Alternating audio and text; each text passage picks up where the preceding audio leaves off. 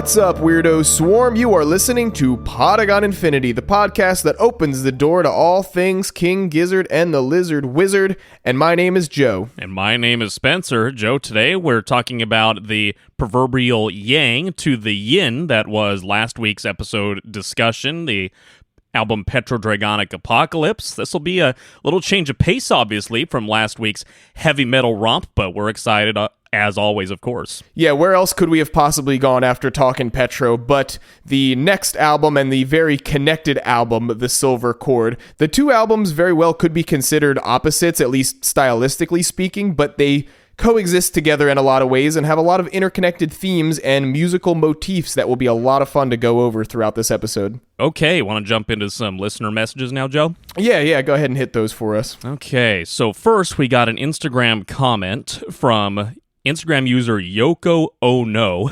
Love that name there. Yoko Oh No says, if you had to narrow the band down to just a four-piece, who would make the cut and what role would each member have on stage? Yeah, we're just going to go ahead and say that we don't exactly feel comfortable, if even in our own minds, eliminating two band members from King Gizz. It just doesn't feel right, and we love all six of the guys. But I am going to spin this in a fun way to get other listeners involved. If you were to add a random member to King Gizz, let's say anyone living or past, who would you add to the band? Contact us, Podagon Infinity on all the socials, podagoninfinity@gmail.com. We would like to hear your answers. We'll definitely read them in the future, whatever you respond with. We also got an Instagram DM from Caleb T. Caleb says, in my opinion, Float Along, Fill Your Lungs is the best King Gizzard album. It is beautiful and feels like home. Not to mention that it has the best opener and the last song is the greatest King Gizz song ever. It all sounds natural and fun and deep, and I love sitar. Thank you, Caleb, for writing in with that. That's an album that I have actually given a couple of listens start to finish over the past couple of weeks here, and I've overlooked it for too long. Not going to give away too much, obviously, just yet on how I feel about it. Joe, we will obviously get to that one at a later date. But yeah, I think that's the first comment of any sort we've got so far on the show on Float Along, Fill Your Lungs to this point. I definitely don't disagree there that Float Along, Fill Your Lungs has one of the strongest opening and closing tracks of the Gizz discography. I love it, and that's one for me as well that I've been listening to a lot more recently than I had for a while. So very much love that album, and we'll be excited to get into that at some point in the future. Thanks for reaching out to us there from those two listeners, and if you have any comments or questions for us or anything you just want to hear us yap about on the show here, please feel free to reach out. You can hit us up on all the socials at Podagon Infinity or send us an email, podagoninfinity@gmail.com, and we will be happy to hear from you. Absolutely. So, Joe, let's jump now into a little bit of background on the album. So, The Silver Chord was studio album number 25 for the band, released October 27th, 2023. Happy early birthday to The Silver Chord. Happy early first birthday. It'll be celebrating its first birthday next week as we record this episode on the 18th. This album, as we mentioned a few minutes ago here on the show, was a natural one for us to segue to after last week's discussion on Petrodragonic Apocalypse. Lucas put it at the time that the album that would follow up Petrodragonic Apocalypse would be sort of a yang to the other album's yin.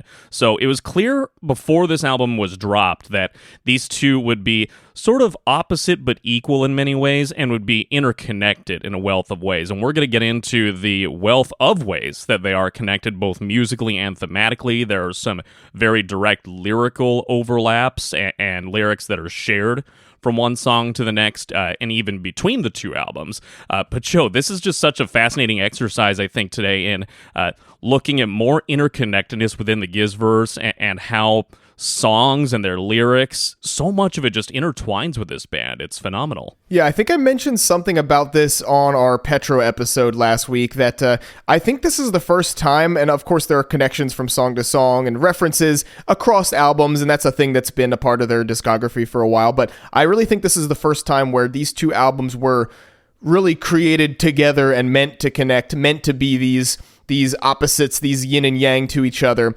And not only just lyrically, but this album is filled with melodies and little musical motifs and moments taken from Petro that just kind of seamlessly blend into the soundscape of this album and across these synthesizers. And a lot of them are not always super noticeable the first time you listen to it. I know for me, it took a lot of listens to really start picking up on, oh, that sounds like the riff from this song from Petro, and it's so on and so on. So there's a lot of cool moments like that, and we've tried to take note of some of them and going to be digging into those as we go along. It's going to be really fun. We should note, especially for some of the King Gizz newcomers who are listening to this episode, this is not your average album release.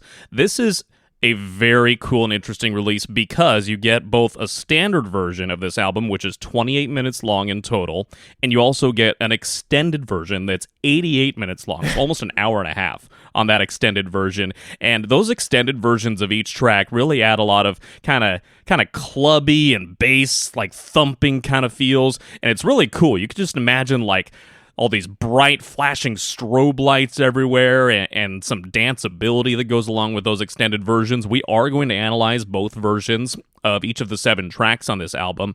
And also, going back really quickly to, as we were talking about the similarities between Petro and Silver Cord, special shout out to YouTube user Mario for their video Similarities Between Petrodragonic Apocalypse and the Silver Cord. That was a wealth of helpful information on some of the lyrical, thematic, and musical overlaps between the corresponding tracks on both of those albums. So thank you, Mario, for that.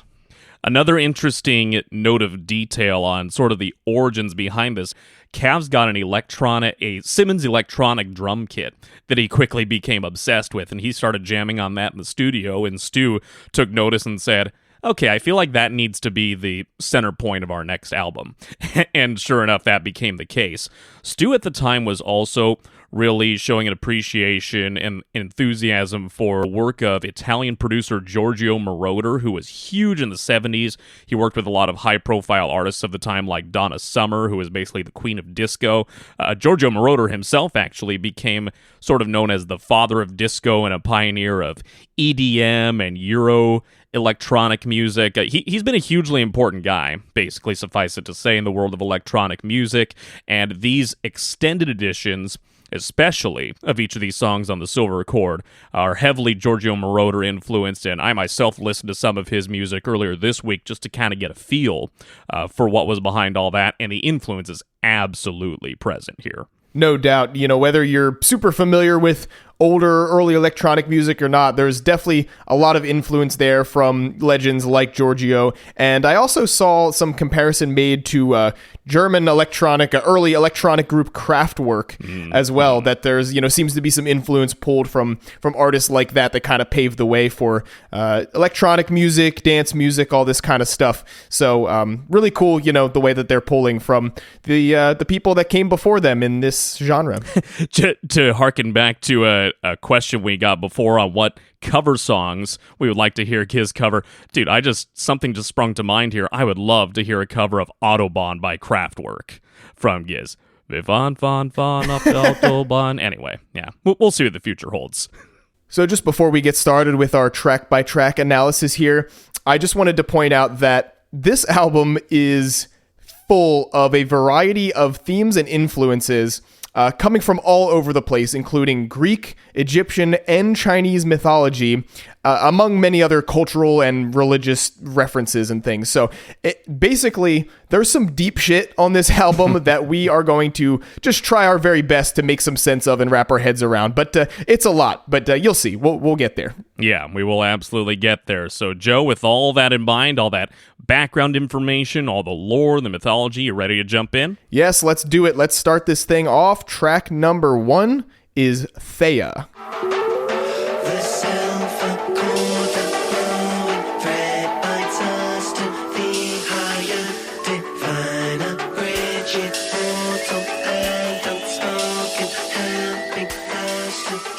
So, Gizz listeners will recall that it was basically a 3-pronged single that was dropped by the band at the time, Thea, the Silver Cord, and Set, which were the first 3 tracks on this album. They were all released simultaneously.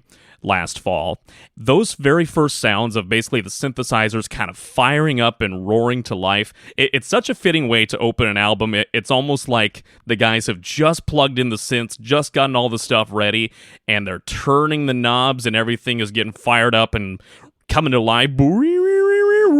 It takes just a few seconds and then it settles into the groove, and Stu's lead vocals come in with really no wasted time at all. And dude, I love the overall feel of this song. It's sweet, it's uplifting, it's in a major key, and it's just a hell of a way to start the album, Joe. I very much agree. I do love how it just kind of throws you right in. You get sort of these plucking electronic noises. Like you said, it's like the synths are booting up, everything's starting, but within the first handful of seconds, Stu's voice comes in right away, and it is very pleasant sounding. It is one of those albums, one of those moments in the world of Gizz where there's not a huge build-up, not a huge introduction. It just kind of eases you right in nicely with this major key uplifting sounding track, and you know, that's not going to be the case for every song on this album, but you know, it's just one of those that eases you right into it, and I like that. It's very inviting. And we talked about it in the lead up to the track by track here, that there's all sorts of mythology surrounding each of the songs on this album. Theia is the goddess of vision and brilliance in Greek mythology, and I think there's also kind of a twofold meaning to the title of this song here. Theia was also the name of a hypothesized ancient planet in the early solar system. And this is coming just from a basic Wikipedia search here. According to the giant impact hypothesis, Theia collided with the early Earth around 4.5 billion years ago, with some of the resulting ejected debris coalescing to form the moon. So how about that? Oh, yeah. I mean, an opening track that sounds so sweet and beautiful, but it's rife with meaning and science and all this cool shit. There certainly is a lot to unpack here right off the bat. And, you know, speaking of this collision theory, this hypothesized planet Theia that supposedly crashed into Earth and such, the early Earth, before it was really the planet we know of now, is the proto-Earth. Before this happened, was often referred to as Gaia, which Gizz heads will know that name from another song, I believe. And Gaia was also a character in Greek mythology as well. Theia was one of the 12 titans that were the children of Gaia and Uranus. Gaia was the earth goddess, and Uranus was the god of the sky. So yeah, just some light ancient Greek mythology for you right at the very top of this record. Yeah, light, easy reading on a Friday morning, right? Some lyrics that I can jump into right away here, and I love the way this album opens lyrically as well. The first few lines that Stu sings are, "The silver cord, a glowing thread, binds us to the higher divine, a bridge immortal and unspoken, helping us to truth align. Theia." He goes on to say sing Theia 7 times, which, by the way, is a melodic hook that I took so long to follow along with when I was trying to sing along to this song, but now I can do it just off the cuff, no problem. But just remembering, how many times he sings Theia, which note he hits with each repetition of the name. But once you get it down, if you're a fan and a person who likes to sing along, it's a really satisfying kind of melodic passage on this song. But going back to those opening few lines, it's basically explaining what the silver cord is, and putting it into other terms here, I looked up the definition in the prep leading up to this show. The silver cord is basically a term used in metaphysical studies and literature referring to a link from the higher self down to the physical body. And that's pretty clearly outlined in these opening lines of the lyrics anyway. And it really serves the purpose to sort of establishing the basis of this album, that it's all about these, spiritual connections to the human body, but breaking free from the constraints that it might provide. Exactly. And there's also a recurring theme throughout these songs of life and death and rebirth, as told and talked about through these different world mythologies and these different cultures, and connecting them, like in this example here, to the planets and astronomy as well. I believe this idea is described in verse 3, where Stu says, "So perhaps our Theia's collision was not just a cosmic death, but also a means of fusion, and the day we took our first breath towards a higher, truer ego in the vast and honeyed sky," so on and so on. I think that that death and rebirth thing is being pointed out here because it's saying, perhaps this collision of the planets wasn't just this meaningless thing that just happened and, whatever didn't affect anything. I think it's really saying like maybe this was the work of a higher power and was meant to happen because, this part of Theia died to fuse with the Earth and maybe was a necessary thing to take place in order for Earth to be the planet that it is now. And, maybe without it, life wouldn't be here the way that it is now. And it would be a different planet than what we have and what we're living on. Yeah, it's like that old adage that says you have to die in order to be reborn, and I think that's what Stu and the band are trying to outline with this lyrical passage here. Good job pointing that out there, Joe, in the third verse. And the delivery of these verses is just so interesting because, Stu has to play around with sort of the cadence and pronouncing certain words. He has to put emphasis in certain syllables that are generally not emphasized when speaking the English language in order to make it fit in with the song. But I think with just the layers upon layers of the synthesizers and all the instrumentation, I think that gets glossed over in a good way by listeners because the instrumentation had been a little more sparse, a little more traditional. That might have stuck out as a sore thumb a little bit more. But the way that he keeps going and like powering through the verses and really not stopping at any point until getting to back to the Theia chorus, it's thrilling. It's just like he's trying to present to you all this information. It's like, okay, this is how everything formed. These were all the forces that were behind it, and this is how we got to where we are now. And at the end of that third verse, you get the line, "Silver cord now torn, the spirit flies," and that's just after the 2-minute mark. And you hear the synths begin to soar in a way that you hadn't heard in the song before. I think a couple of layers of the synths drop out, and you can almost feel the sensation of flying.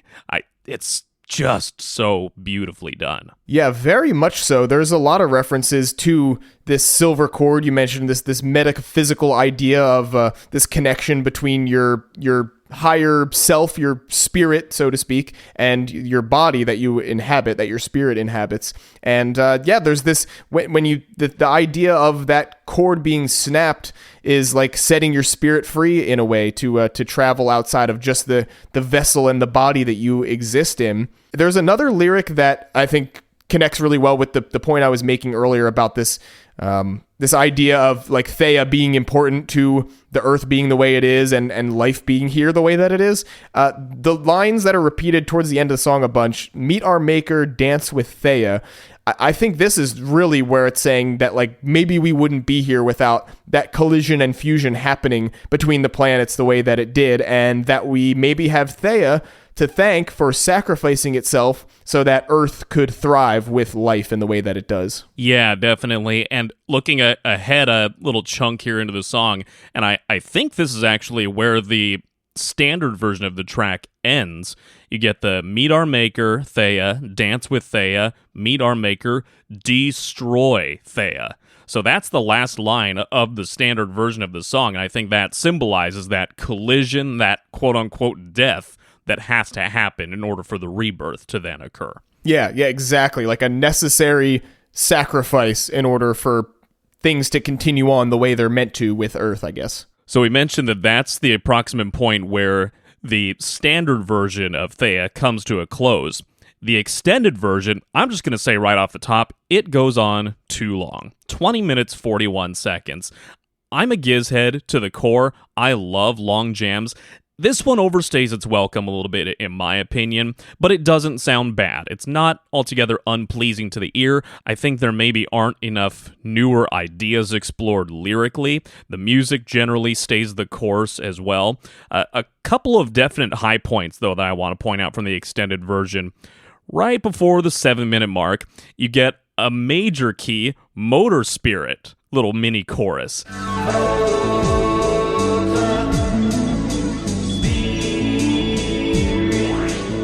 And I love hearing the words "motor spirit" once that harmonizing vocal comes in behind Stu. I just love hearing motor spirit in such a different context. It's really, really cool. You get a little woo shortly at the end of that motor spirit portion.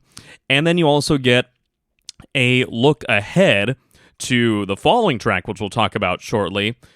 I'm just a vessel, I'm just a poor boy traveling with my bodies. I am free and I am marooned and tied to my bodies. So that's our first look at how these songs begin to overlap and intertwine with each other. And I just love, even though I said that this song goes on a little too long in its extended version, I do like certain chunks of the song, how that time is used for sure. Yeah, I love the Motor Spirit thing, first of all, and I wanted to point out that takes me back to the wonderful acoustic show that took place in Detroit where they did Thea as the opener, this really cool acoustic rendition of it, which I highly suggest everybody go check out if you haven't heard it. And they did some of these pieces from the extended version in that. They didn't just play the short version of the song. They didn't play the full 20 minutes extended version either, but they somewhere in between. I think it was like a 10-minute, version altogether. But they did the Motor Spirit chanting, which was fun, and some of these lyrics from the Silver Chord, from the title track as well, that are in this extended cut. So it was really cool. They kind of did a kind of a halfway in between medium version between the two versions of the track here. Yeah, I was able to tune into the live stream of that acoustic show that you were at, Joe, of course, and that was just a beautiful performance of Thea there. And I think the gentler parts of this song really lend themselves pretty easily to that acoustic setting, despite the stark difference in instrumentation there. I just want to harp on one more time that lyrical passage that I mentioned before of I'm just a vessel, I'm just a poor boy, and so on, so on. The percussion stops at that point, kind of takes a break. Cavs isn't really doing anything on the Simmons kit at that moment, and the synths become a little more sparse and recede a little bit.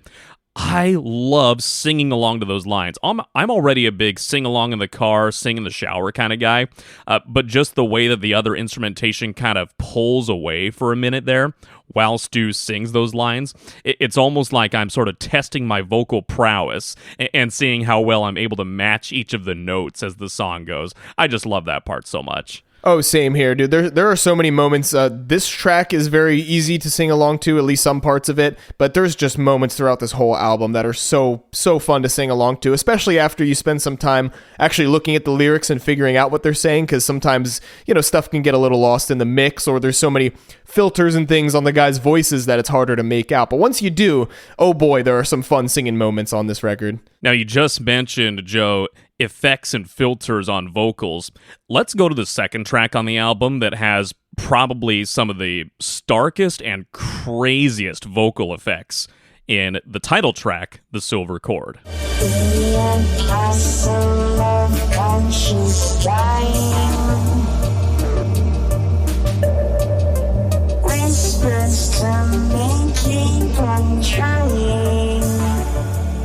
This is indeed the starkest example of those vocal effects and filters. This track is actually sung by Joey, almost entirely Joey, I believe, and he's using a vocoder, maybe some other types of voice filters as well, but most of it is through a vocoder, through the synthesizer. In the beginning section of this track, his voice is pitched up. He almost sounds like, I don't know, like a kid or like an alien or somewhere in between. He's got this very ethereal, like strange, otherworldly quality to his voice that is just perfect for the theme and overall vibe of this track. I'm wondering, can you give your approximate imitation of what this sounds like?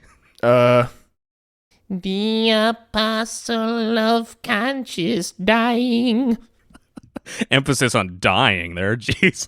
Yeah, something's dying, an animal's dying in my room. I think, no, I think you saying it way more clearly than it sounds in this song.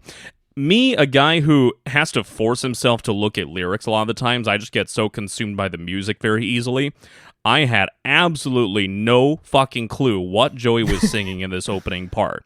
Just for the longest time. I really had to drag myself to look into lyrics because I love the opening part of this track that, by the way, transitions very smoothly out of Thea, almost like a DJ sort of crossfading from one track to the next when playing at an event. You get that transition to the minor key, boom, bum bum bum bum bum, which by the way is imitating the guitar riff on Supercell. If you listen to those back to back, again, shout out to Mario who uploaded that similarities video.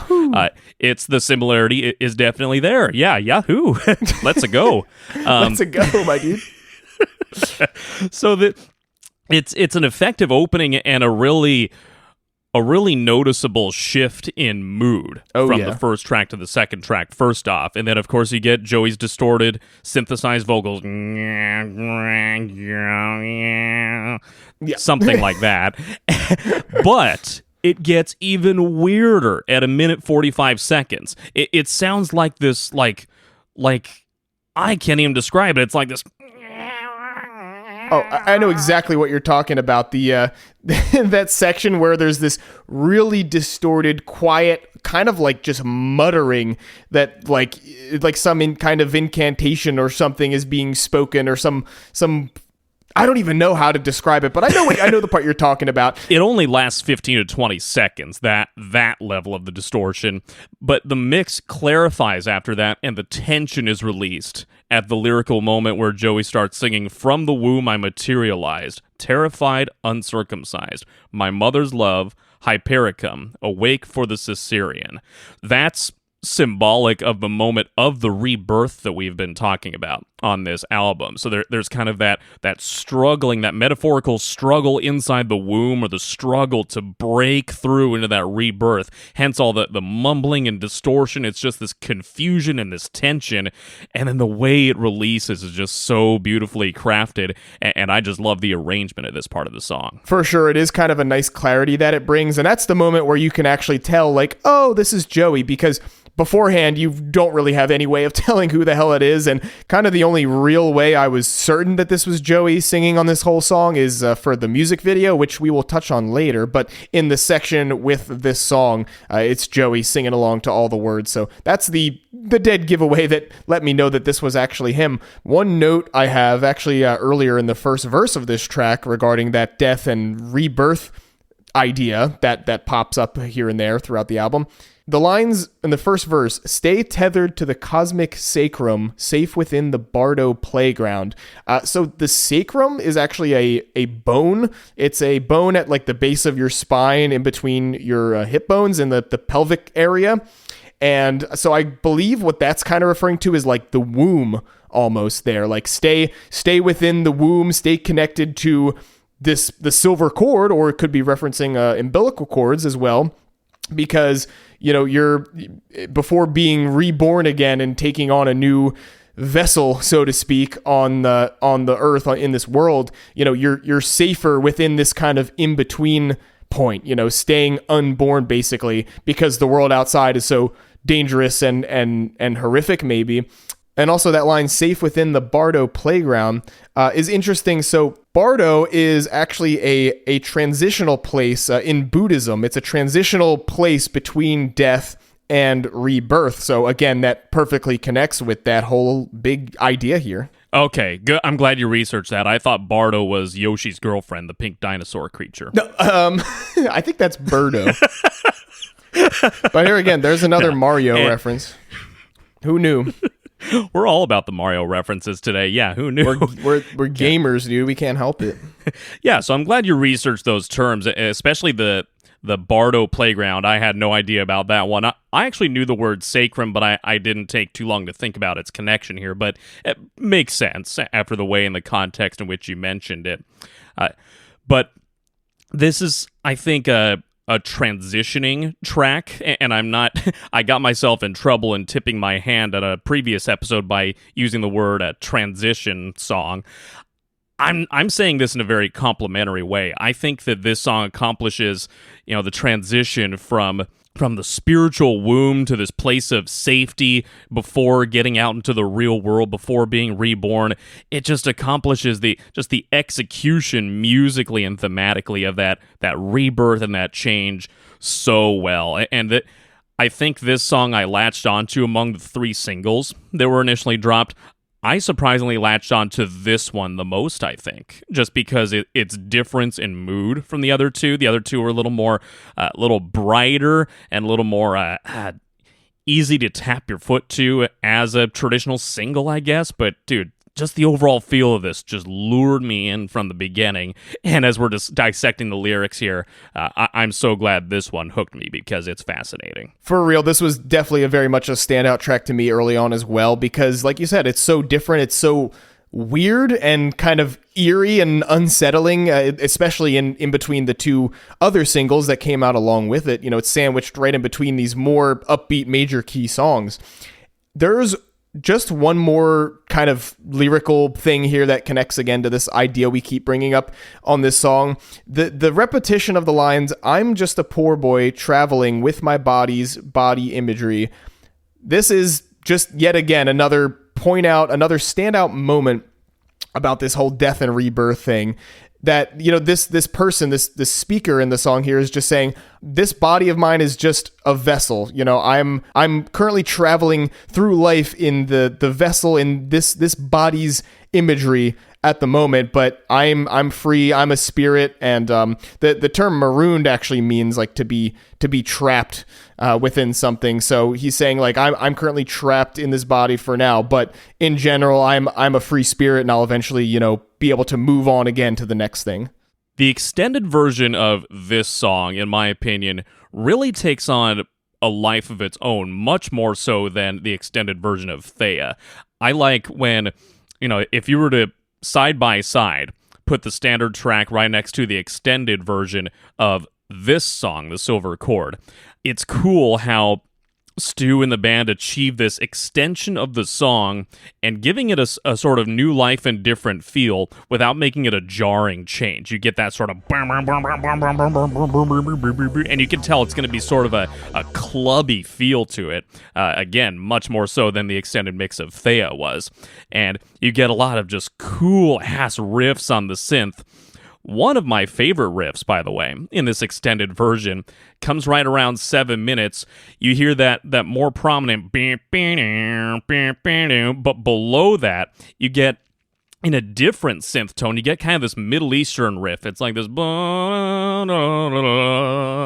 and I didn't notice that for the first like dozen or so times listening to this song, but once it clicked for me, and I realized it was so cool. Yeah, this is definitely one of the extended mixes that I think I definitely enjoy over the regular version. I think this song is so good and interesting that it definitely deserves to be longer, and there's a lot of really fun, cool, weird standout moments throughout it. The way it kind of transitions and changes a lot without feeling too far away from the initial song and melody and such. There's one particular moment on this extended version that just makes me lose my mind with how hard it goes. Right at about the 6:15 mark, the drums and stuff kind of stop for just a second, and there's this synth that starts going like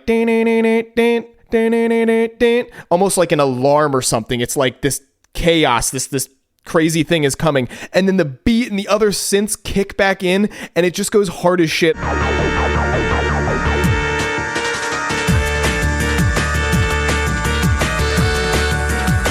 I was listening to this again in the car driving last night, and just like banging my head and flying through turns and stuff while I was driving. I just couldn't help it. It turns into this like sick, dark, like EDM, almost drum and bass kind of beat like song for a bit, and it's just, it's so sick. So yeah, this extended version is much loved by me, and I got to take it over the regular version. Yeah, I'm glad I'm not the only one that's guilty of such behaviors. I always need to kind of keep my driving in check when listening to a couple of these extended versions, but yeah, just like you said, Joe, this one just gets me so hyped up and so excited, so full of energy and verve, and I just like, oh my god, like I can't help myself. But finally, the last point that I want to make, at least, on this extended version, 9 minutes, 12 seconds into this track, you get a little wub, wub, wub action. It would not be a club mix without some good old-fashioned wubbing. You gotta have some wub wubs. Wub, wub, wub, wub, wub, wub.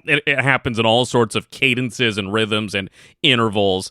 God, I love this. Yes. So speaking of things getting kind of dancey and more upbeat at the end of this extended Silver Chord mix here, why don't we keep dancing and keep the upbeat nature going and move on to another weird standout song on this album. This is track 3, Set. Style of a jackal and tail of a snake. Slithers and slinks through the desert awakes. God is a moonbeam and bathes in quantum foam. So with Set, I hope you're ready to put on your Egyptian mythology hat, dear listener, because that's what we're dealing with here on track 3.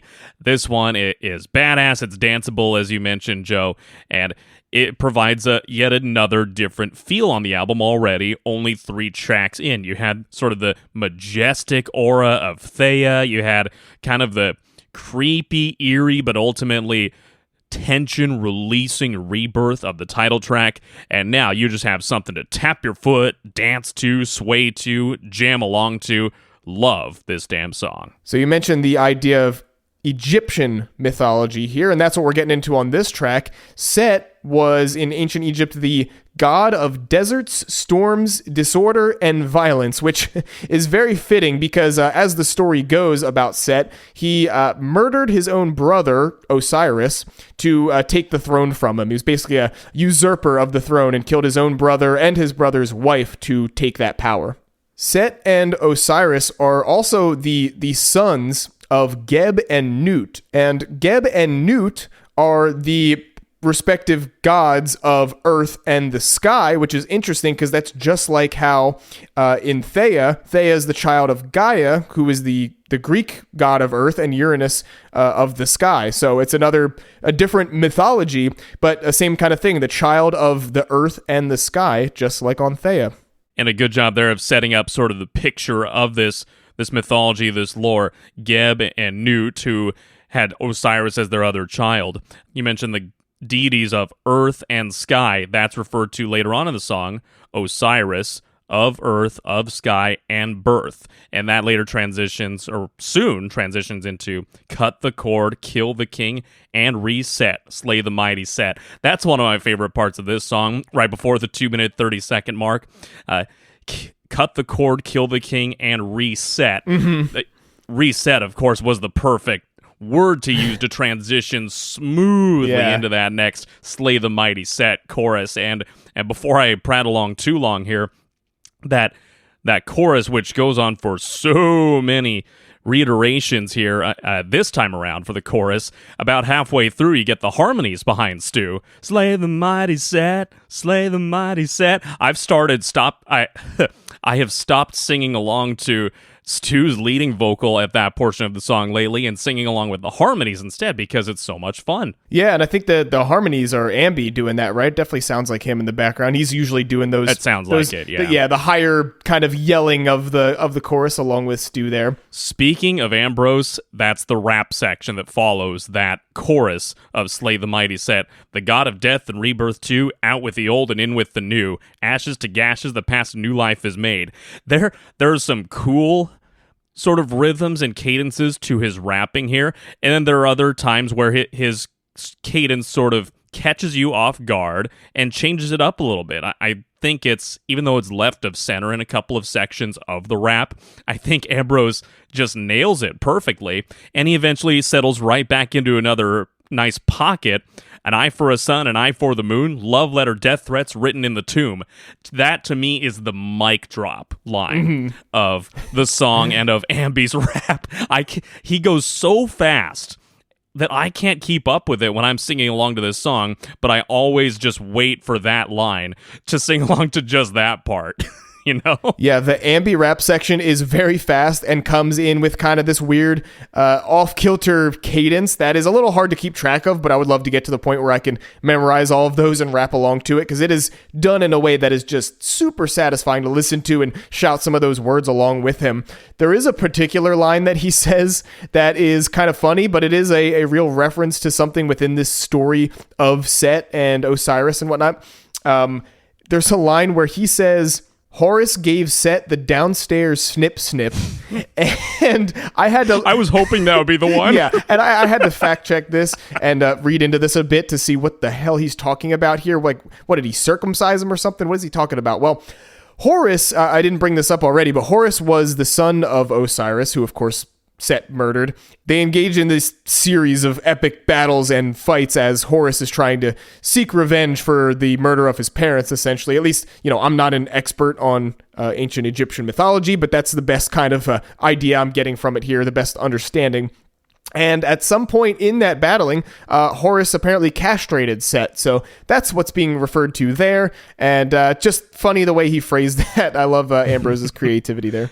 Yeah, like I said, I was hoping that was the standout funny line that you were going to refer to. My fiance and I want a dog eventually, and I think I'm going to have a hard time when it comes time to get him neutered. I think I'm going to have a hard time not, saying the name. Oh, we're taking him to get the downstairs snip.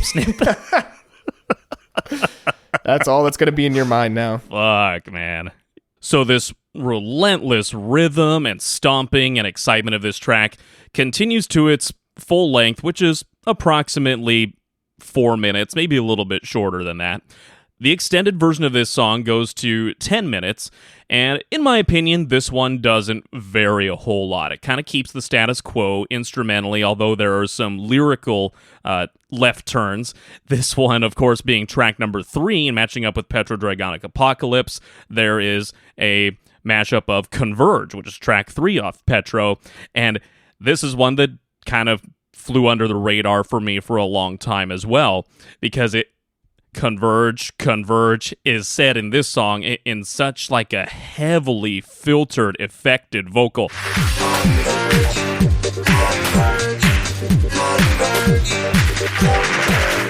Converge. It's almost like that quintessential, like, old-timey robot sound, and it's relatively low in the mix to where it can be tough to pick out if you're not listening super closely. There are some other interesting lyrical passages that I don't need to get too deeply into here, but drink the fucking gas and killeth is mentioned briefly again. I did not notice that for the longest time. That's at about 8 minutes, 45 seconds. Yeah. And then there are the repetitions of converge, and, repeating set over and over again. So that's basically, in a nutshell, the extended version of Set. Again, in my opinion, doesn't necessarily add a ton to it, but is not altogether unpleasant to listen to either. No, definitely some fun references and calls back to Converge there with the repetition of that and these other lyrics here. Like we mentioned, each of these songs connects with its respective song in the same order that, on Petro. So this being track 3 has some references to track 3 from Petro, and that pattern will continue throughout the whole thing. On track number 4, as we transition here on the track by track, we get a little bit of change, or, oh wait a second, I forgot a little apostrophe there. Changa. Changa is track number 4. Nice.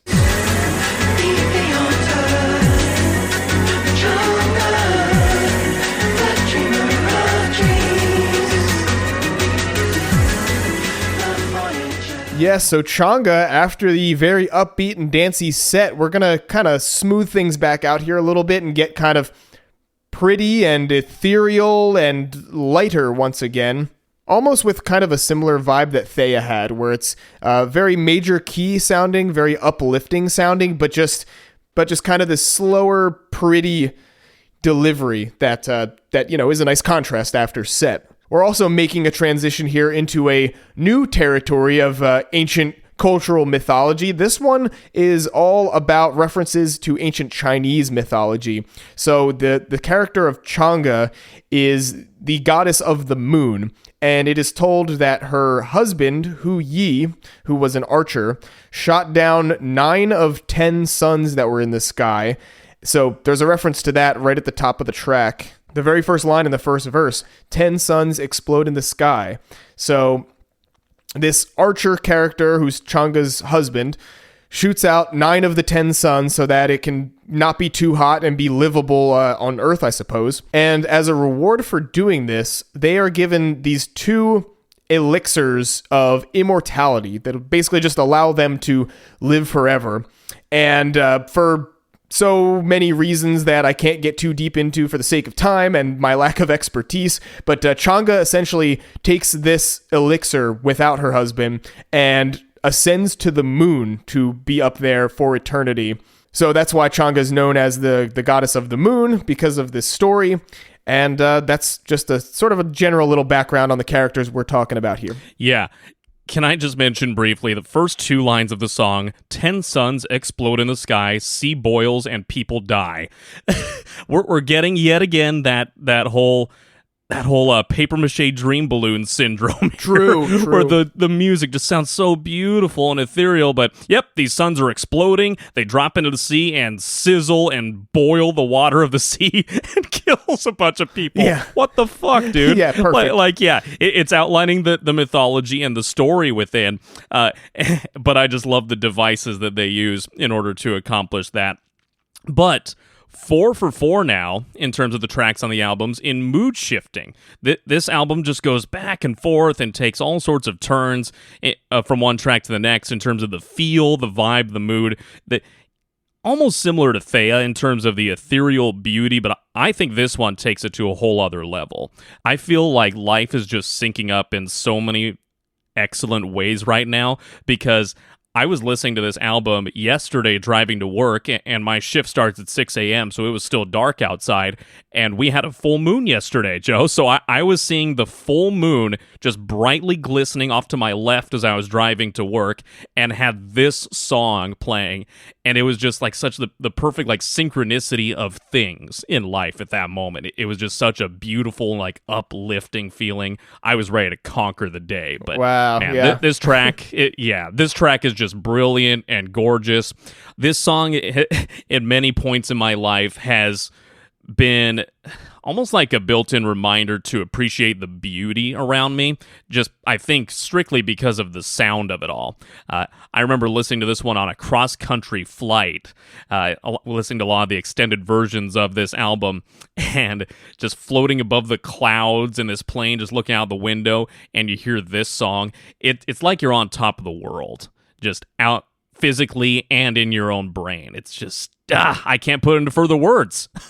I totally know what you're talking about there. I mean, even for me, just yesterday, listening through the whole extended version of this album again while I was working, and I kind of felt like I was on autopilot, doing the work I was doing, and in my mind, I was just ascended, floating through the clouds, listening to this album, and this track is definitely one of those that gives me that feeling for sure. So jumping to the chorus of this song: be the auteur, Chang'e, the dreamer of dreams, the voyager, Chang'e, sailing the moon's sea. Auteur is basically like a fancy way of saying author, or more generally like creator, I guess. And I think what maybe getting at here with these lyrics and the grander theme of the album is like being the writer of your own destiny, in a sense. That like, cut yourself free from that cord, cut yourself free from the vessel or the body that you're stuck in, chase your own destiny and be the writer of your destiny, and that you have that control. I think I read something like that somewhere, and that kind of checks out for me. So I don't know. I wanted to point that out. Yeah, this song to me is, now that you mentioned the kind of cutting free from your constraints, from your strings, or in this case, the silver chord, I suppose, this song almost takes to a next level what had begun back in the title track, where the mix kind of clarifies, that vocal distortion really decreases, and Joey starts singing, I am free, I'm, all that stuff. And I feel like I'm stumbling over my words trying to describe the beauty of this song, but just everything from the melody to the poetic lyrics, it's the full package here, man. A high point on the album, for sure. Definitely, and there's another reference back to, the real mythological character of Chang'e and her husband, Hu Yi, when Stu sings, "My girl, Chang'e, come back to me," in a kind of an extended, longer chorus later in the song. I think that's coming from the perspective of Hu Yi, of Chang'e's husband, seeing that she has ascended to immortality on the moon without him, and he's basically just, wishing that he could have gone up there with her and such. And, I think I'd be a little bit sad too if my girlfriend randomly ascended to the moon as well. It's very relatable stuff here. Yeah, I'm just over 2 weeks from my wedding as we record this episode, and if my fiance just suddenly decided, okay, bye, later, I'm gonna ascend to the moon and leave you behind, I'd be like, what the hell? Yeah, make sure part of take me with you at least. Make sure your vows include, I promise to never ascend to the moon for immortality without you. I'll be sure to make that last minute addition. Yes, thank you. Yeah, just add that in there just to cover your bases. So, the extended version of this song lasts 10 minutes, 46 seconds, and that's more or less par for the course for the extended mixes of each of these tracks on this album. And for the most part, it stays the course of just the ethereal beauty, this uplifting vibe to it all. There are some cool little synth riffs. You get that little ba-ba-ba-ba-ba-ba, which I believe, Joe, correct me if I'm wrong, I think that's another one of our connections to Petro. I think that's sort of outlining or imitating the riff from Witchcraft. Oh yeah, it is. Later on in Witchcraft, where that guitar comes in, the dan dan dan dan dan dan dan dan dan. Yeah, that's so this is literally that, but just kind of fused into a major key synth interpolation of the same melody. Yeah, and at 9 minutes 16 seconds, you get the literal singing of the word witchcraft.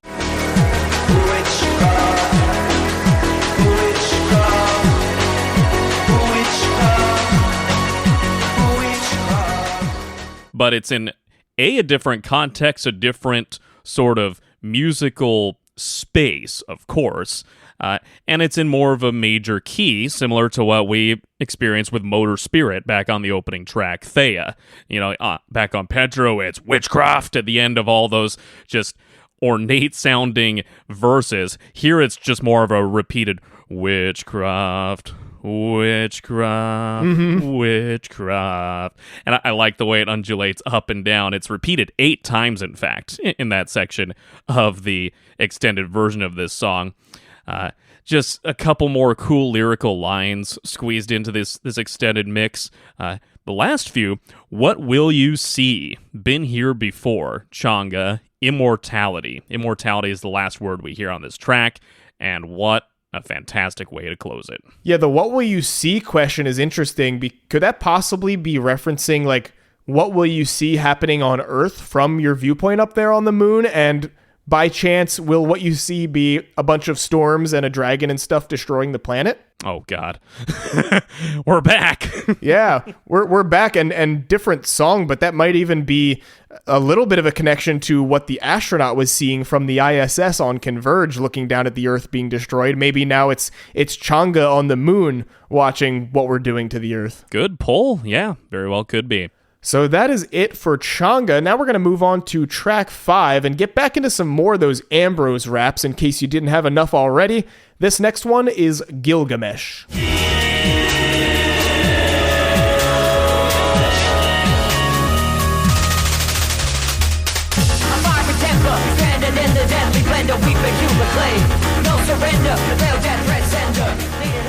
Some of my fondest memories from the Philly show were when the band broke out the synth table. And quick aside for those of you Gizz newcomers who are unfamiliar with the synth table, when the band goes on tour and out to their live shows, their synthesizer-centric songs revolve around this table on wheels sort of setup. There are multiple synthesizers and various machinery and gadgets that the guys play and tweak around. I wish I knew how all this worked. I really don't. I just know that I love the sound it produces, but it's older synthesizer equipment, more vintage equipment, and it produces this amazing sound, but it's usually 3 or 4 of the guys standing around this table making this music and producing these effects. They have a few microphones set up on the table as well, and when it comes time for that part of the live show, a couple members of the road crew will wheel that out to the center of the stage so the guys can play on it. So, getting back to my point, one of my fondest memories from the Philly show back in August was when this part of the show started, and this was actually what ended the show, were performances of Gilgamesh and Set. I remember when Stu and the guys were first getting the equipment fired up on the synth table, and you could hear and feel the place just reverberating with just that continuous bassy loop, and then Stu puts his mouth up to the microphone yelling, check, check, and he just wanted to make sure one of the vocal effects worked, and then he goes, 1, 2.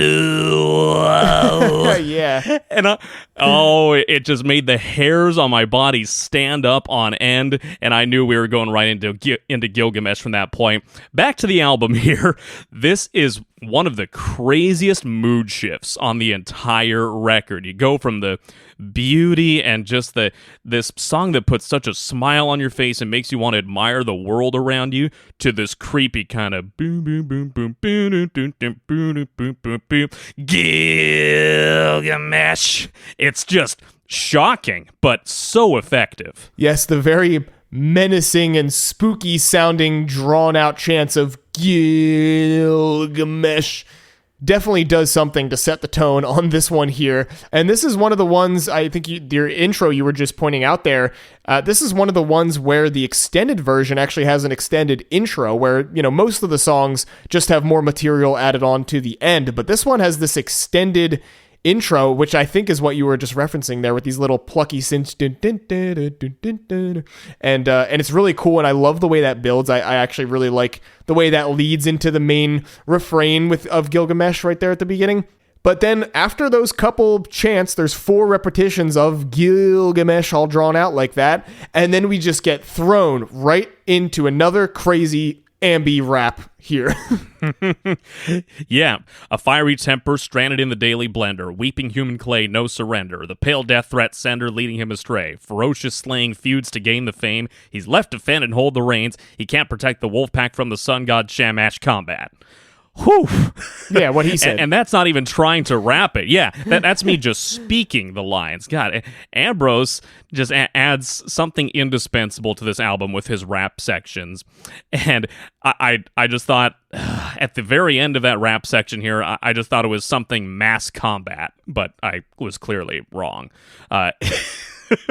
Yeah, there's a lot of lyrical moments on this whole album that, I think this is what they're saying for the longest time, and then I look up the lyrics and I'm totally wrong. There's a lot of examples of that, and yeah, once again, he is just killing it with this kind of weird, off-kilter, like weird rhythmic flow. Ambi's got kind of a knack for this, and I think people were saying this after this album came out, but I really would love the band to do a whole album of shit like this. Like, just get all of them rapping Beastie Boys style, like almost kind of like what they do on like Sadie Sorceress on Omnium Gatherum. Like, yeah, just go back and forth between the different members, trading verses and shit. Like, they have a knack for it. It sounds good, and I think it would be really cool mixed with all of their different styles, maybe not just electronic, but even if it was the full drums and guitar and jam everything, but then with raps over that, could be so cool. God, I need it so bad. Yeah.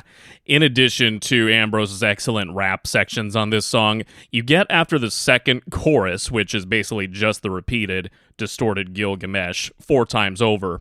This occurs just under 3 minutes into the song, where Stu kind of adapts this cool style and this melody of singing, glorious photon, invisible traveler. And he's just going up and down and up and Yes, down. I love it. It's such a cool passage. I like the way he delivers it. Almost like these, I thought it was kind of like couplets at first, but the lines are a little more complex than that. But yeah, just so many cool feels and varieties on the way the guys deliver the lyrics in this song.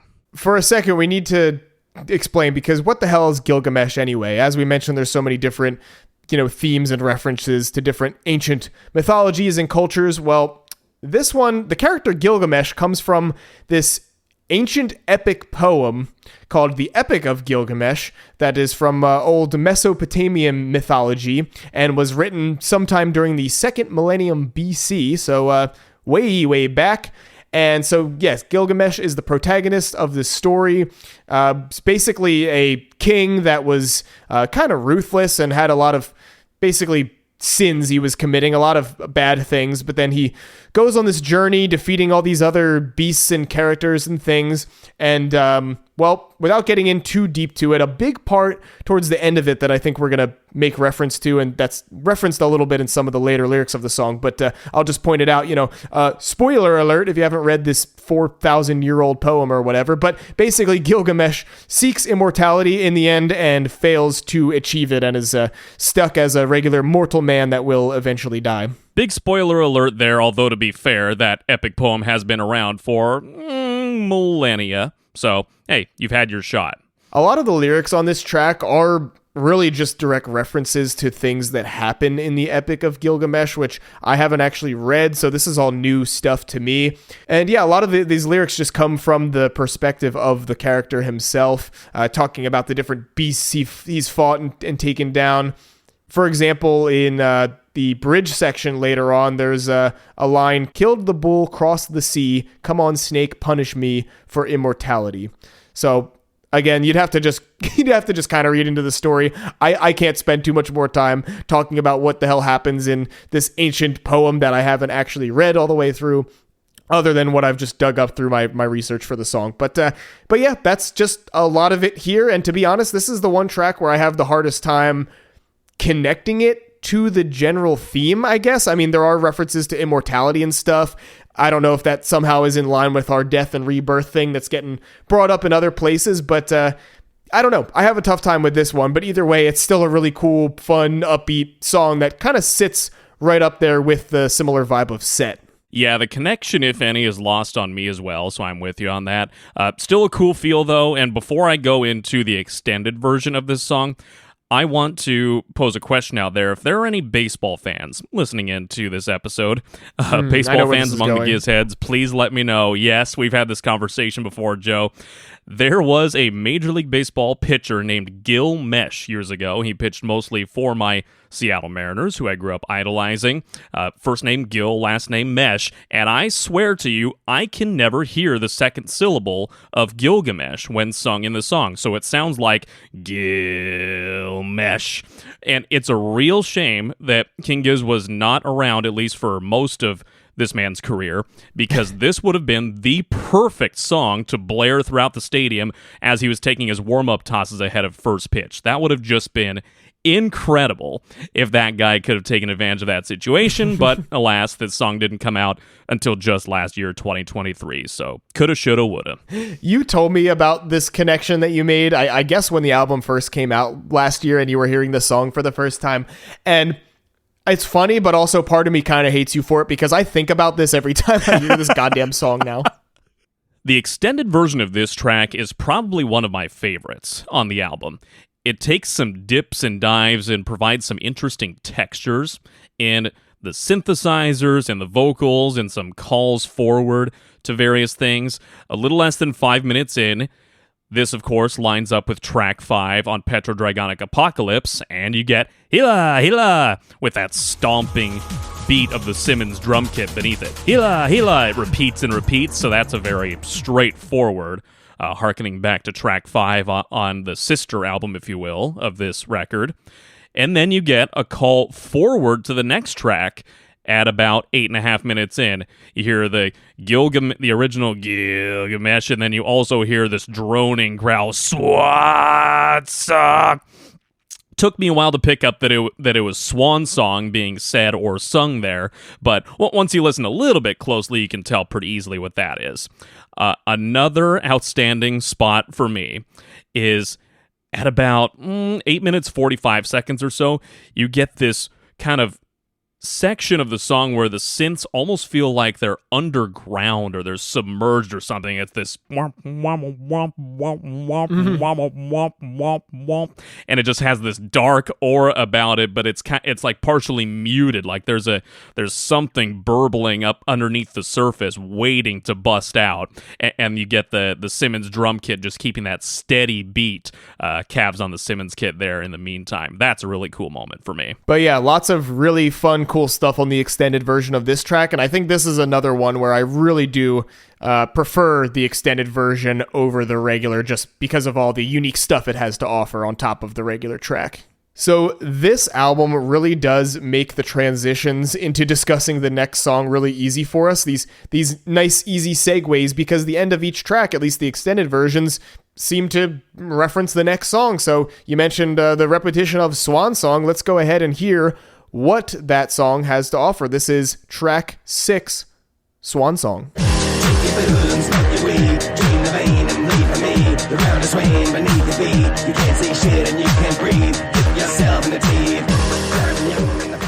Drink your booze and smoke your weed. Drain the vein and bleed for me. Ground is swaying beneath your feet. Can't see shit and you can't breathe. You're scaring Kick me. yourself in the Stop. teeth. Oh, God. Oh, sorry. Just got carried away possessed there for a moment. What Get it happened together, there? I guess my I dude. blacked out. God.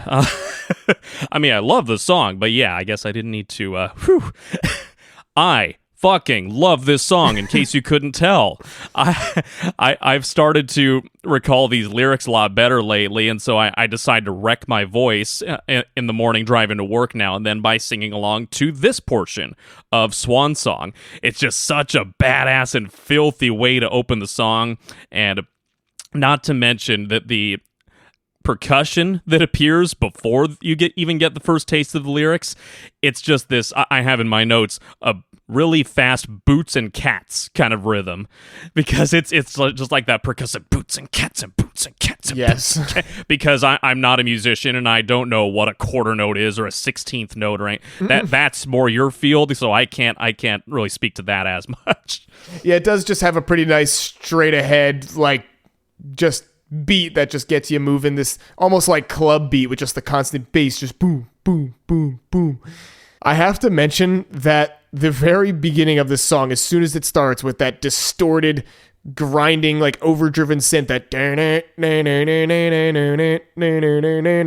very much sounds like an alarm of some kind, like this menacing warning that something terrible is happening or coming to kill me or something. It sets me into like fight or flight mode, but it goes so hard that I can't help but get very excited when this track starts and start moving to it when the beat kicks in.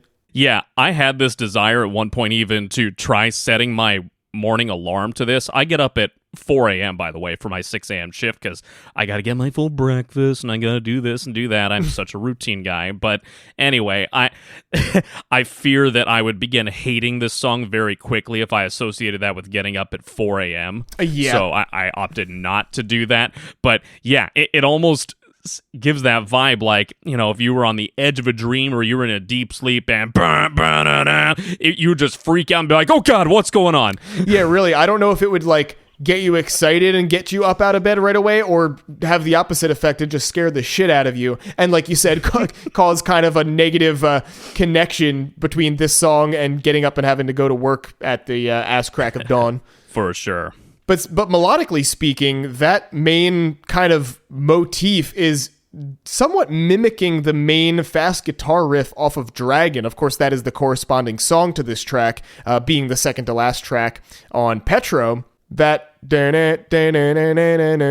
sounds like kind of a altered, slowed down version of the really fast from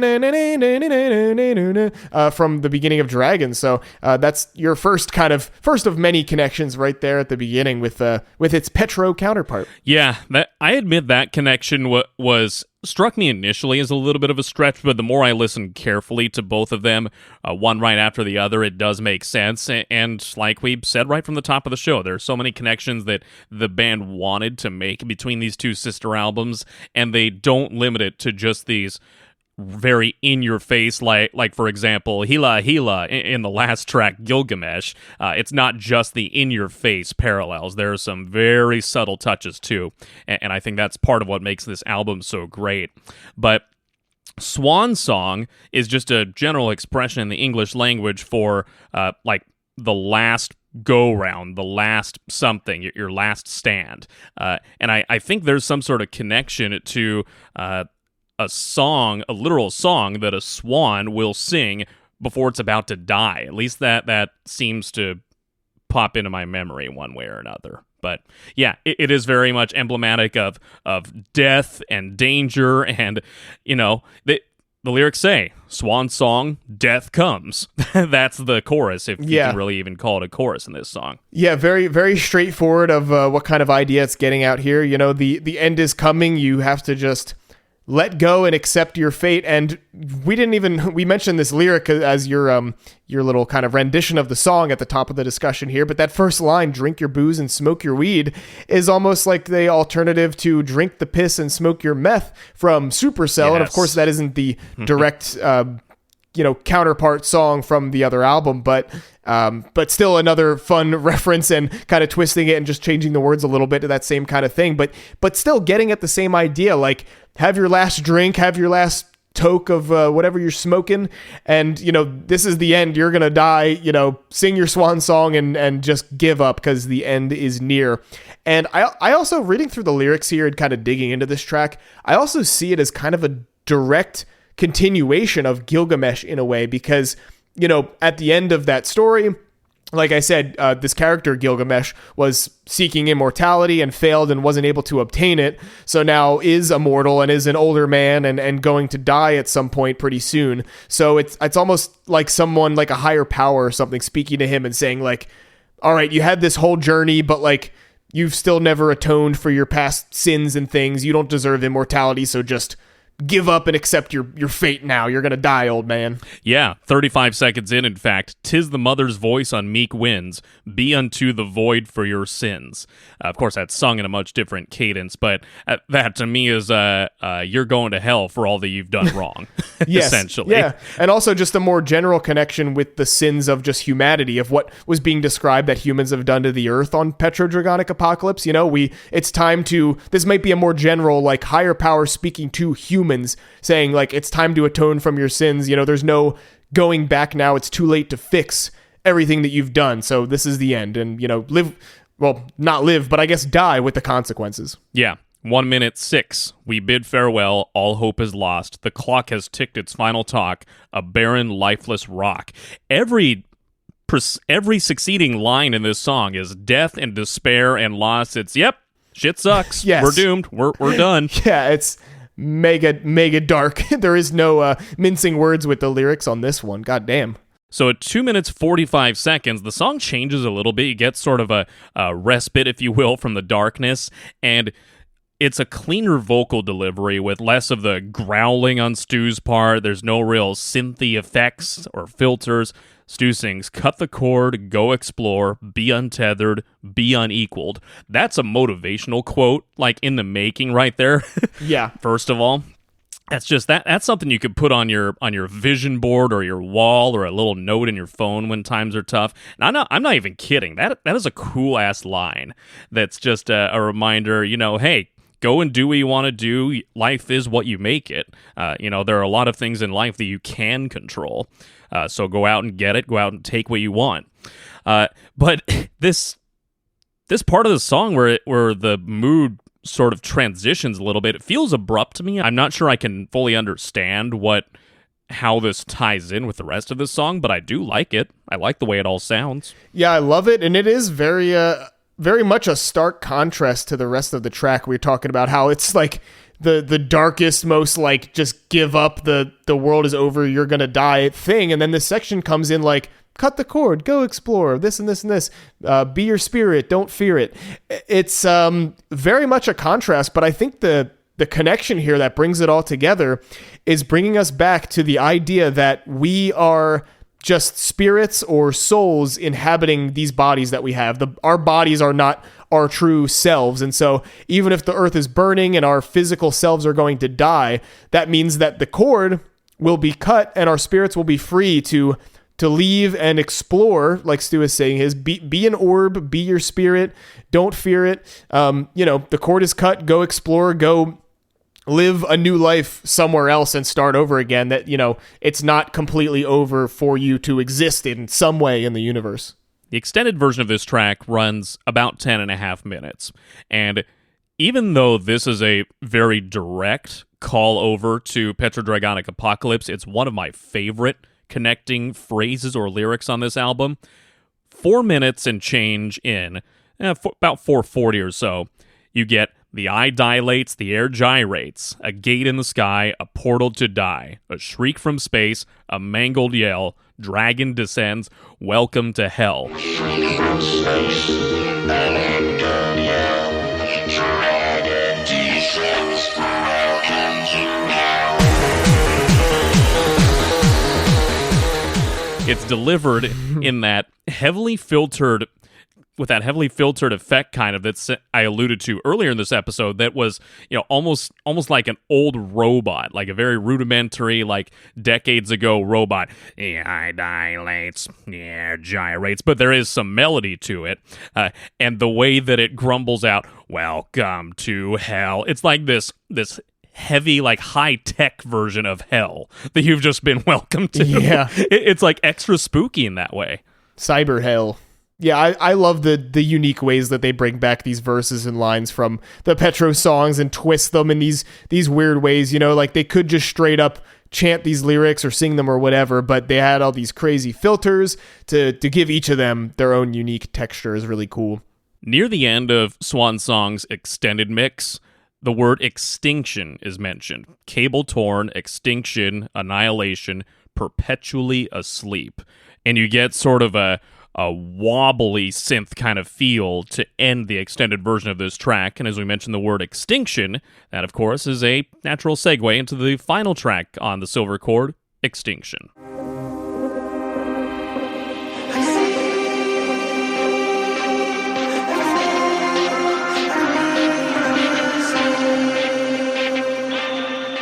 So yeah, here we are, the final track of the Silver Chord, Extinction, and very aptly named after sort of the destruction and dark despair being described on Swan Song. But in a nice contrast, this one, again, we've said there's a lot of bouncing back and forth in style and mood across the whole album. This one starts off very pretty.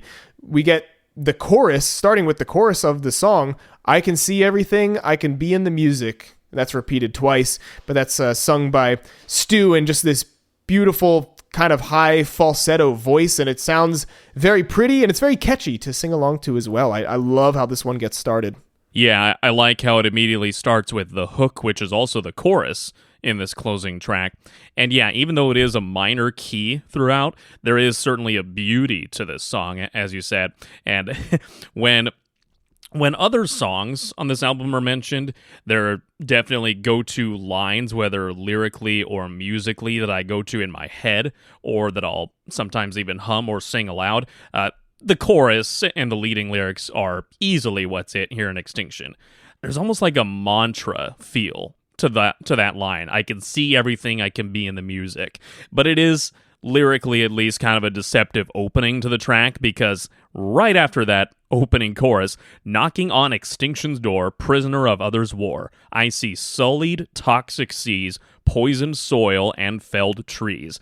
So again, it's describing that just dilapidated wasteland that mankind has created for itself, just death and destruction, everything left in its wake. The parallels with Petrodragonic Apocalypse and the whole destruction and leaving the earth fallow and scarred.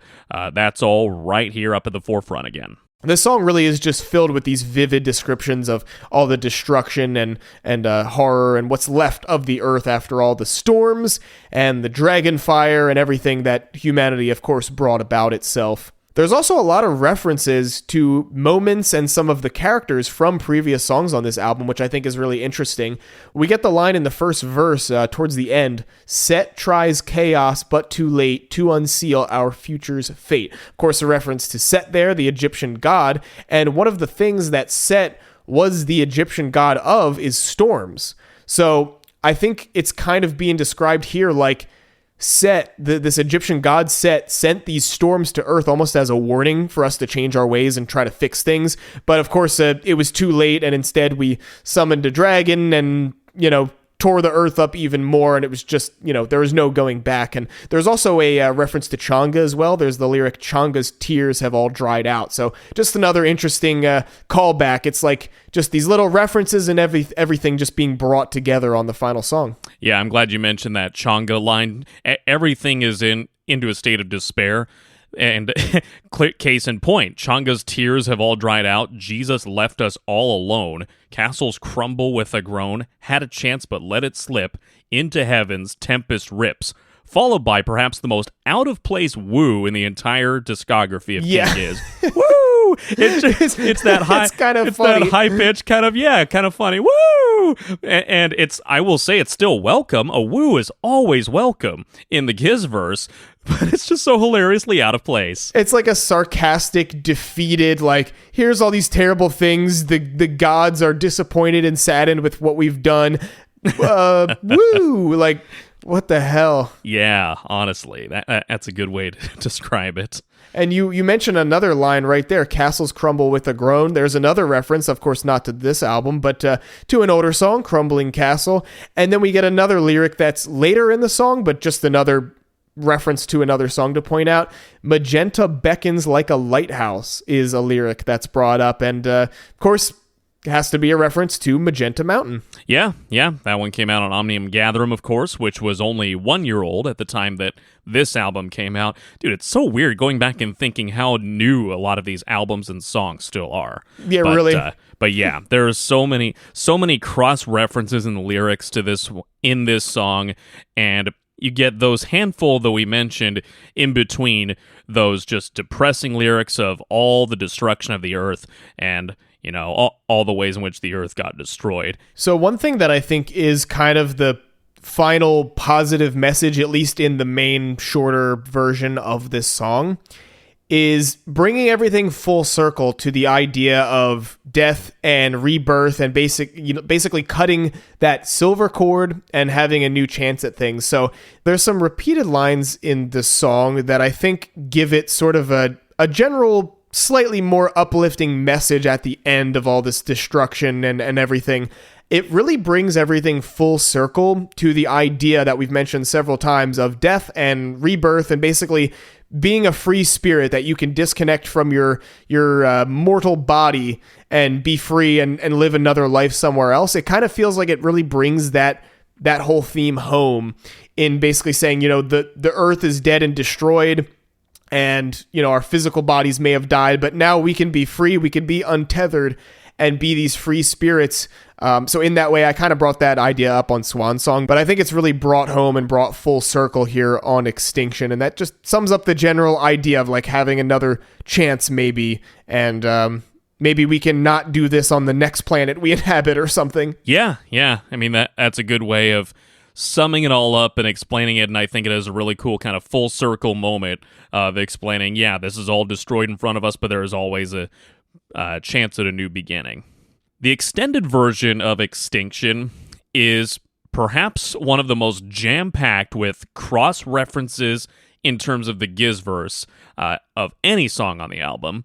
First of all, once the extended version starts, after you get a little instrumental, brief interlude after the final chorus of the standard track, you get a right-in-your-face reference to Flamethrower. In fact, it almost sounds, I don't think it actually is, but it almost sounds as if they took Stu's vocals off the song Flamethrower on Petro and put them, albeit much lower in the mix, onto this song. It's that flamethrower, just that growly kind of metal vocal delivery, and that's repeated several times throughout this extended mix.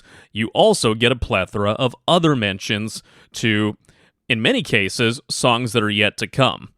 After one of the choruses, I Can See Everything I Can Be in the Music, you get at 11:13, just like rats into the sky, fly into the moonless night, Mirage City on the Ridge, Beowulf, Can You Land Dead Stick? Obviously, there are the allusions to Rats in the Sky and Mirage City, which we would get on the following album in the discography, Flight B741. You also get a reference to Beowulf, and I imagine that's referring back to Beowulf the Cat Black, if you will, from Petro. But the word dead stick, I had to look that one up real quick in real time here. That is basically pilot's terminology for a forced landing that occurs when an aircraft loses all of its propulsive power and is required to land. So basically an emergency landing where you're going to, maybe bounce around a little bit and skid to a halt. So you're basically leaving it in the power of this black cat who's along for the ride and like, okay, little kitty cat here, you can land this thing, right? Right. It's just like, the images of the death and destruction, everybody is screwed kind of thing, but a fun way to bring the cat Beowulf back into the narrative. Space sick for the whole voyage, metal horses on the flight. That's mentioned a couple of lines later. That metal horses on the flight. I wonder if that's supposed to be another reference to, of course, Flight B741, but the horse reference, again, which that's all the talk a lot of the talk at least, on the subreddit right now, the horse whinnying at the very end of Daily Blues. Is this another kind of hint, hint, nudge, nudge that we are indeed getting a country album after Flight B741. I'm curious to see, but suffice it to say here on our dissection of Extinction, the extended mix here, there is so much going on here. Yeah, those Rats into the Sky and Mirage City references are crazy because I didn't realize them until more recently, like, well after having B741 for a few months. And man, it's just crazy that they had these lines and these ideas in mind a whole year ago or more whenever they were actually recording this album and writing it. Correct me if I'm wrong, but I don't know if you remember this. I feel like the term dead stick is used in another song, and I think it's on one of the B741 tracks, but I could be wrong, and I don't have time to start looking that up right now and figure it out, but I feel like it's definitely brought up somewhere else. I feel like we've talked about it before. Yeah, looking it up right now, and I'm not, at least in the moment here, I'm not able to pull up anything. We'll have to go back and cross-reference that after the fact. Okay. If you know what I'm talking about, reach out. Like we said, we love getting listener messages, so reach out and let us know what song the term dead stick is referenced in as well. So that is it. That's the end of Extinction and the final track on the Silver Cord. Now, I will touch on, we always right here after the track by track touch on music videos at the end. We mentioned before that as far as singles for this track, there were 3 released altogether. It was the first 3 tracks, Thea, The Silver Cord, and Set. And that same day, we got a music video for all 3 of those songs, all kind of encapsulated into one video. There's nothing really of note. They're not particularly deep or really descriptive of what's happening in the songs. They really just feature the band members, and as they transition to each song, they're in different locations. The whole video has this really unique look about it because everything, at least in the beginning, everything in the setting the band members are in has this kind of pinkish red shift color to it, while the band members are still kind of natural looking color. This changes a little bit throughout it as it transitions through the song, specifically near the end when they're doing Set. There's all kinds of different colors and hues that are coming in all over the guys, a lot more blues and purples and such. But really the whole video is just the band members in different locations, different kind of colors and things happening, and the focus is on each of the members that are singing when their respective parts come in. And like I mentioned earlier, the music video was a big help in me even figuring out that it's Joey singing on all of the title track. So that's when I really knew, like, okay, even with all those filters and stuff, I guess that's him. And it is kind of silly in a way, the way Joey's moving around and dancing and stuff, singing along the words to it. So really, all in all, nothing too deep or crazy going on here, but a really cool video and a really unique way that they combined all 3 songs into this one project here. So I do like it a lot. Yeah, some cool aesthetics going on as I'm scrubbing through the video just for quick reference on the spot here. Some cool color shifts, as you mentioned earlier, Joe, and I like the sort of on-location shots. They're in the forest throughout Thea. They're kind of right by the water in the Silver Cord. I believe I saw a little promo shot or something of the band shooting some of those scenes, if you will, next to like a busy highway somewhere in Australia. I think passing over a river or some little body of water, and there was like a crumbled off piece of concrete from an older span of the bridge or something. But yeah, it's a really cool video and interesting concept how they decided to take all 3 of these in one go and meld them into one video. It's fun. It kind of hammers home the cohesion of the 3 tracks, even though they all kind of provide their different styles. But it is a good piece, and I really enjoy it. So with that said, as usual, we're going to give a quick top 3 tracks as well as a least favorite. Spencer, why don't you go ahead and start things off? Oh my God. For my top 3, I literally have 2 songs typed out, followed by a question mark for the third one. The 2 that I'm sure of are Changa and Swan Song.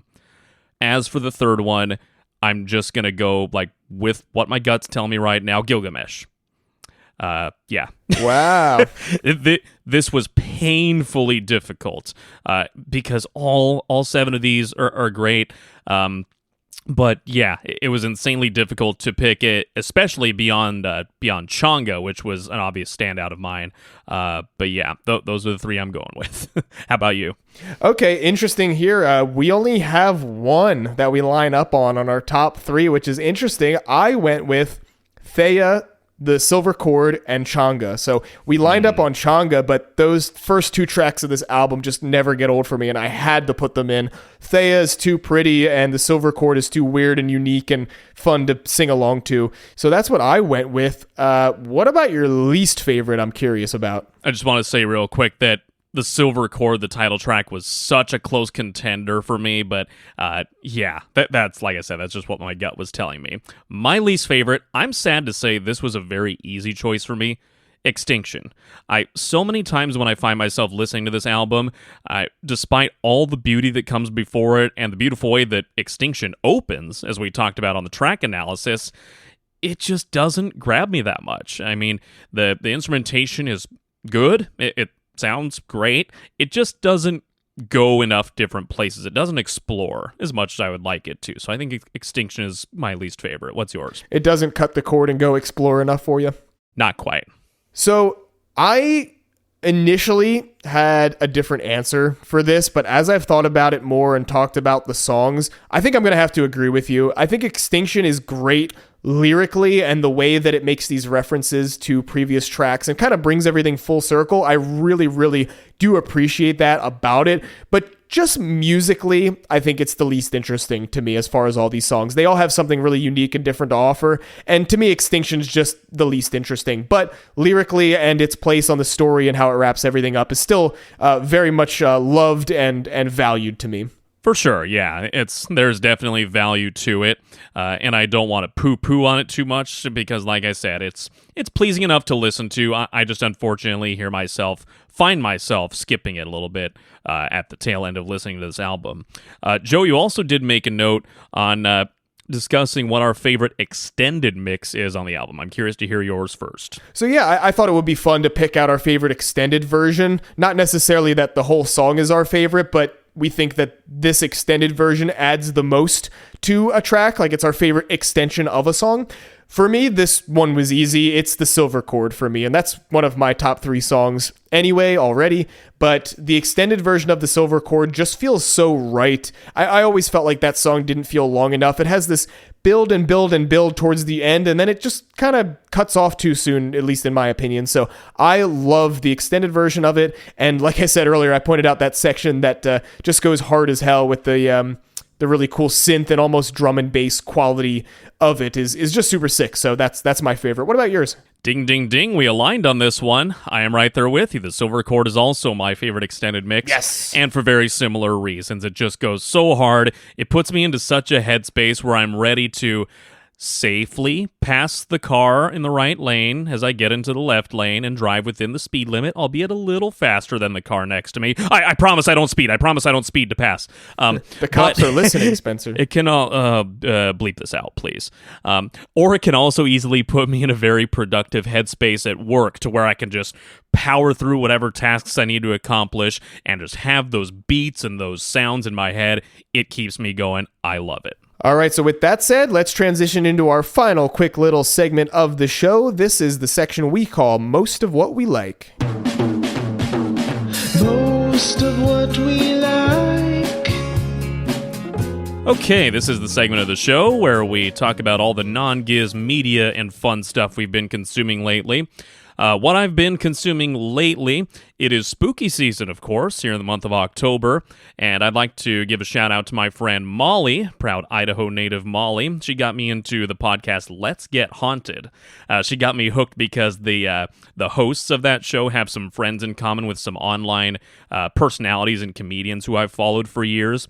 But on the show, they tell stories about various pieces of paranormal activity, cryptids, conspiracies, sometimes a true crime element. These are not themes that I typically would have sought out in the past, but she basically begged me, oh, please, you gotta listen, they're so fun. And now I look forward to their episodes every Wednesday, their fellow Wednesday dropper podcast, as we are.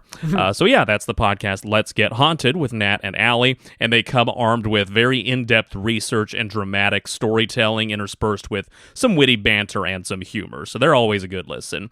Also, with it being October, postseason baseball is in full swing. I've, of course, been keeping a close eye on the Major League Baseball playoffs. It was unfortunate, of course, Joe, to see our Phils get knocked out so quickly here in the division series by the Mets. But I don't want to talk about it. Yeah, we won't any further as far as the Phillies. October is generally a stress-free month for me. I grew up a Mariners fan. We rarely make the postseason, so it's generally a time of year where I can sit back and relax and not stress too much. But again, if any fellow Gizz heads out there are into baseball, let us know who you're rooting for this postseason. I personally am going for the Cleveland Guardians. That was a classic 10-inning battle last night. Joe, what do you got this week? Well, that podcast you mentioned sounds great. I'm definitely going to be checking them out sometime this week and getting me into the Halloween spirit for sure.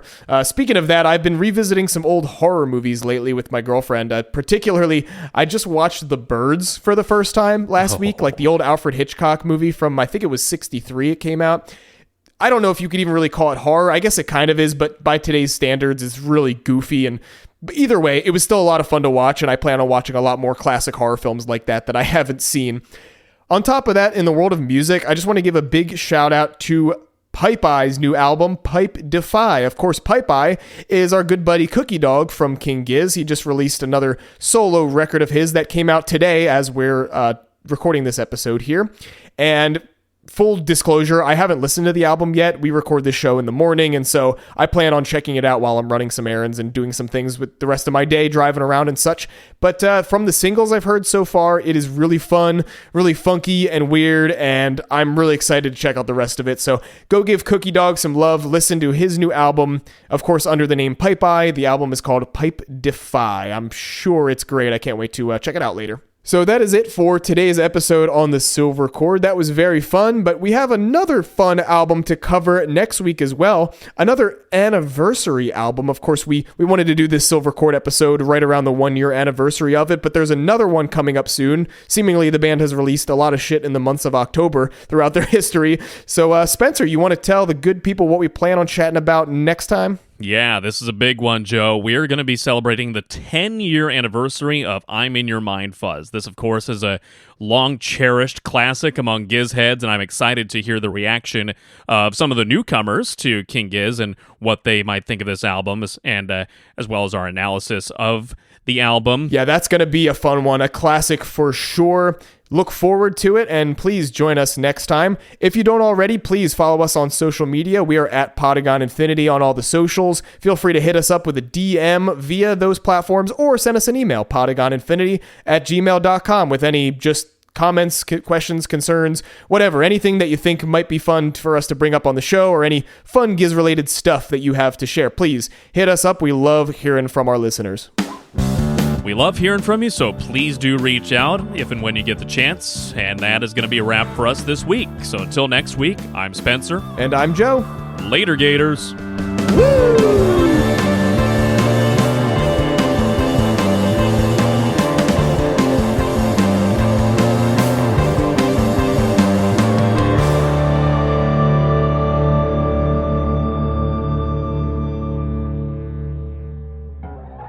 Absolutely. So let's get into the listener... shit. We just did that. Absolutely. Yeah. Well, there's our cold close there. Potentially.